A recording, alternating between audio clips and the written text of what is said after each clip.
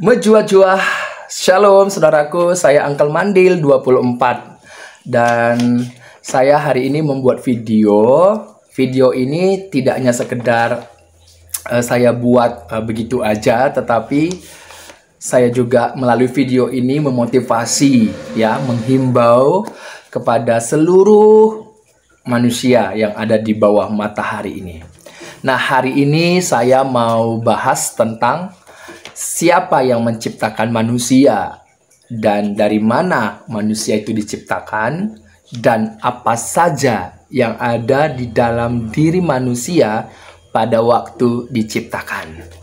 Nah, di video ini juga saya mau memotivasi dan juga mau mengingatkan saudara-saudaraku yang beragama Muslim, yang beragama Hindu, Buddha, ataupun yang diakui lah, yang di Indonesia pokoknya, ya, yang diakui artinya yang disahkan oleh bangsa kita.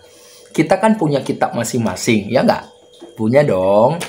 Nah, kalau kita punya kitab suci kita masing-masing, misalnya kayak teman-temanku, saudara-saudaraku yang beragama Muslim, yang beragama Islam, punya kitab suci namanya Al-Quran, ya kan? Hindu apa namanya? Buddha apa namanya? Konghucu apa namanya? Dan lain sebagainya.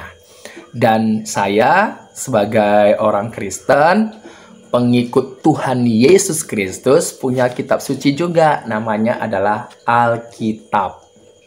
Nah, jadi kalau hari ini yang mau saya sharekan yaitu tentang manusia, siapa yang menciptakan. Kemudian dari mana dibuat manusia itu dan apa saja yang ada dalam diri manusia. Nah, bagi teman-temanku yang beragama Muslim ataupun beragama yang lain, saudara kan punya kitab nih, punya kitab suci, ya. Saudara bisa kupas, ya, tentang siapa yang menciptakan manusia, dari mana manusia itu diciptakan, dan apa saja yang ada dalam diri manusia menurut kitab suci saudara, ya. Karena kan kita kan punya kitab suci masing-masing, betul nggak? Jadi saudara bisalah buat videonya, ya, mengenai topik yang saya sebutkan tadi, dan taruhlah di media sosial. Supaya apa? Supaya umat yang sama, seagama, punya agama yang sama dengan saudara, baik itu Islam maupun Hindu, Buddha, Konghucu, itu bisa mendengar, bisa melihat, dan mereka juga memahami apa yang ditulis oleh kitab sucinya, gitu dia. Yang penting ada dalilnya di kitab suci saudara, ya. Saudara taruh aja deh di media sosial. Ini sangat berfaedah, yang baik sekali, supaya umat-umat yang sama menganut kepercayaan dengan saudara bisa memahami, bisa mengerti apa yang tertulis di kitab suci kalian, ya. Karena saya adalah orang Kristen, penganut Kristen, pengikut Tuhan Yesus Kristus, pasti yang saya pakai adalah Alkitab, ya. Dan saya tidak membahas tentang perspektif pandangan siapa yang menciptakan manusia, manusia itu dari mana diciptakan, dan apa saja yang ada dalam diri manusia pada waktu diciptakan. Saya tidak akan membahas menggunakan kitab suci orang lain, tidak. Tetapi karena saya adalah orang Kristen, pengikut Tuhan Yesus Kristus, ya saya pakai Alkitab saya, gitu dia. Ya. Jadi saudara-saudaraku yang mendengar ini, ya, yang bukan pengikut Kristus ataupun yang bukan penganut Kristen, saudara bisa mendengar, tetapi saranku adalah buatlah menurut apa yang dikatakan oleh kitab suci saudara, ya. Kalau dia Muslim tadi Al-Quran kan kitab sucinya, itu yang kalian pegang, ya udah tekuni, gitu dia. Dan kupaslah topik ini dan kalian sharekan di media sosial supaya banyak orang melihat, mendengar, ya. Oke. Dan saya akan membahas menurut apa kata Alkitab tentang manusia, siapa yang menciptakan manusia. Kemudian dari mana sih manusia itu diciptakan dan apa saja sih yang ada dalam diri manusia pada waktu diciptakan, ya. Ini sangat penting bagi saya sebagai orang Kristen, pengikut Tuhan Yesus Kristus. Ini sangat penting untuk saya sharekan. Karena apa? Karena di belahan bumi kita ini, ya, yang orang-orang Kristen, mereka mau belajar Alkitab, tetapi nggak tahu dari mana, ya. Dan ini saya mau sharekan, ya. Ini saya tujukan khusus, penjelasan saya ini saya tujukan khusus kepada saudara-saudaraku yang seiman di dalam Tuhan Yesus Kristus. Oke? Yuk kita buka. Apa kata Alkitab tentang manusia, siapa yang menciptakan, dan apa saja yang ada dalam diri manusia. Jadi ada dalilnya, ada ayatnya ya. Ini ayatnya saya pakai Alkitab. Oke? Oke saudaraku, yuk kita buka. Kejadian pasal 2 ayat yang ke-7. Sebelum itu kita baca dulu Kejadian pasal 1 ayat yang ke-27 sampai 28 ya. Kita akan bacakan dulu. Ayat 26 dulu ya. Berfirmanlah Allah, Kejadian 1 ayat 26. Berfirmanlah Allah, baiklah kita menjadikan manusia menurut gambar dan rupa kita, supaya mereka berkuasa atas ikan-ikan di laut dan burung-burung di udara dan atas ternak dan atas seluruh bumi dan atas segala binatang melata yang merayap di bumi. Maka Allah menciptakan manusia itu menurut gambarnya, menurut gambar Allah diciptakannya dia, laki-laki dan perempuan. Ya. Laki-laki dan perempuan diciptakannya mereka. Allah memberkati mereka, lalu Allah berfirman kepada mereka, penuhilah bumi, bertambah banyak, beranak cuculah dan bertambah banyak, penuhilah bumi dan taklukkanlah itu. Berkuasalah atas ikan-ikan di laut dan burung-burung di udara dan atas segala binatang yang merayap di bumi. Nah, kemudian Kejadian 2 ayat yang ke-7. Saya akan bacakan. Ini dari Alkitabku ya. Kejadian 2 ayat yang ke-7. Ketika itulah Tuhan Allah. Jadi di situ dikatakan ketika itulah Tuhan Allah membentuk manusia itu dari debu tanah dan menghembuskan napas hidup ke dalam hidungnya. Demikianlah manusia itu menjadi makhluk yang hidup. Nah, di sini dikatakan ketika itulah Tuhan Allah, ya. Tuhan Allah membentuk manusia itu dari debu tanah. Jadi saudara, kalau saya baca dalam teks asli Ibraninya, ya, ini saya tuliskan lagi loh, saya bagikan kepada saudara. Di dalam Kejadian 2 ayat yang ke-7 dalam teks Ibrani, Vayitser Yehova, karena di dalam saudara tertua kita ya, orang Yahudi itu tidak bisa menyebutkan kata Yehova karena dianggap sakral. Jadi mereka mengganti dengan Adonai ya. Jadi Vayitser Adonai Elohim et ha-adam afar min ha-adamah vayipah be'afaf nismat kayim vayi ha-adam lenefes kayah ya. Jadi di situ ada kata Yehova atau Adonai Elohim, yaitu Tuhan Allah. Jadi yang menciptakan manusia ya. Jadi ada pertanyaannya tadi, topiknya siapa yang menciptakan manusia? Yang menciptakan manusia menurut Kejadian 2 ya, dalam Alkitab Kejadian 2 ayat yang ke-7 adalah Tuhan Allah. Di dalam bahasa Ibrani-nya disebut Adonai Elohim. Jadi dia menggunakan kata kerja tunggal. Apa itu? Vayitser, membentuk. Nah, membentuk ini berarti sudah ada bahannya ya. Dikatakan, dijelaskan di situ apa debu afar, debu tanah. Ya, itu bahannya. Jadi tubuh kita ini ternyata Tuhan yang menciptakan.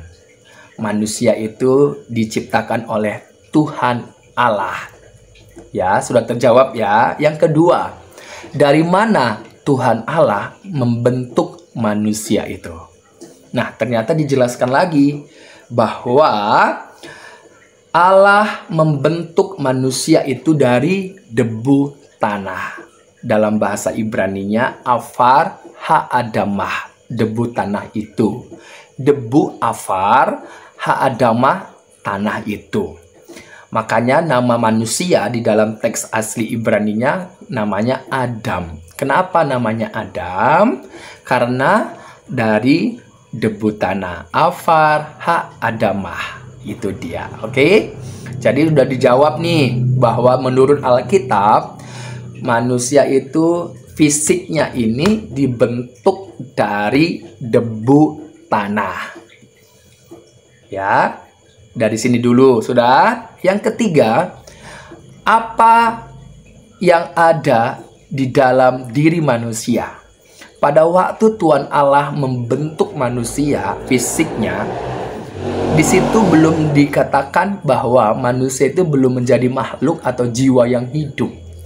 Menjadi jiwa yang hidup, menjadi makhluk yang hidup, itu artinya bahwa manusia itu belum bisa punya kemampuan, belum bisa punya daya pikir, belum bisa berkomunikasi kepada Allah. Belum bisa. Kenapa? Karena dikatakan bahwa yang dibentuk adalah baru fisiknya dari debu tanah. Afar ha'adamah. Nah, kapan manusia itu bisa berkomunikasi? Kapan manusia itu bisa aktif daya pikirnya, kemampuannya? Nah, ketika Tuhan Allah menghembuskan nafas hidup. Apa itu nafas hidup? Dalam teks asli Ibraninya nismat kaim, ya, nafas kehidupan. Dari mana nafas kehidupan? Dari diri Allah. Allah yang mengembuskan ke dalam hidup manusia. Dan nafas kehidupan itulah yang disebut dengan roh. Roh. Jadi apa saja yang ada dalam diri manusia, yang ada dalam diri manusia pada waktu Allah mengembuskan nafas hidup adalah ada tubuh, ada tubuh ini bagian yang terlihat, ada jiwa. Jiwa itu yang nggak bisa terlihat. Kalau di situ dikatakan bahwa jiwa itu berkaitan mengenai pikiranmu, perasaanmu, ya, dan kehendakmu. Dan ada roh dalam diri manusia. Roh itu yang disebut dengan nismat kaim atau nafas kehidupan. Ya, dikatakan ketika Tuhan Allah mengembuskan nafas hidup ke dalam hidungnya, demikianlah manusia itu menjadi makhluk yang hidup. Jadi manusia itu ada tiga bagian struktur, yaitu roh yang dihembuskan oleh Tuhan Allah, yaitu nismat kaim tadi.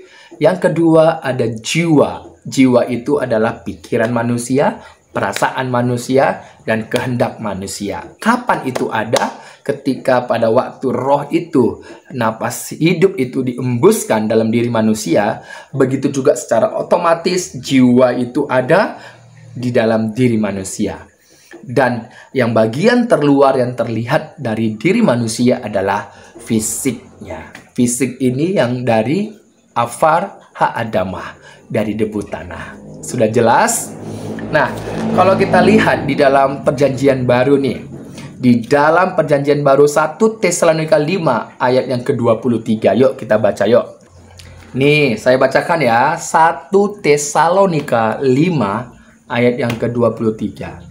Semoga Allah damai sejahtera menguduskan kamu seluruhnya, dan semoga roh, jiwa, dan tubuhmu terpelihara sempurna dengan tak bercacat pada kedatangan Yesus Kristus Tuhan kita. Jadi puji Tuhan, saudara, bahwa di dalam diri manusia dijelaskan dalam 1 Tesalonika 5 ayat 23 bahwa ada roh, ada jiwa, ada tubuh. Dan biarlah seluruhnya ini tidak bercacat sampai pada kedatangan Tuhan Yesus Kristus yang kedua kalinya.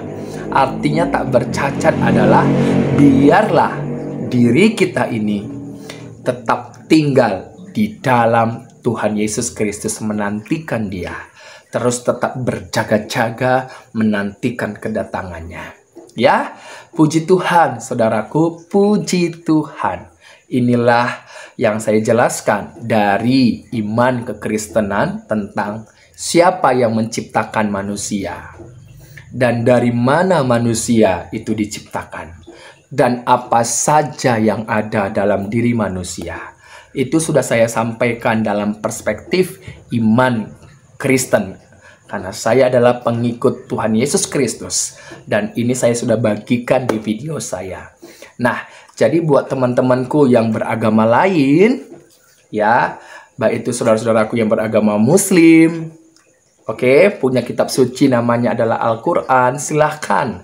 Ya, silahkan untuk juga membuat video, dan biarlah apa yang saudara buat, ya, beserta dengan dalil yang ada di Al-Quran saudara, silahkan paparkan di video saudara. Buatlah, siapa saja boleh buat. Yang penting yang menjelaskan itu adalah saudara yang punya agama itu sendiri dengan kitab suci yang dianut oleh agama itu, ya.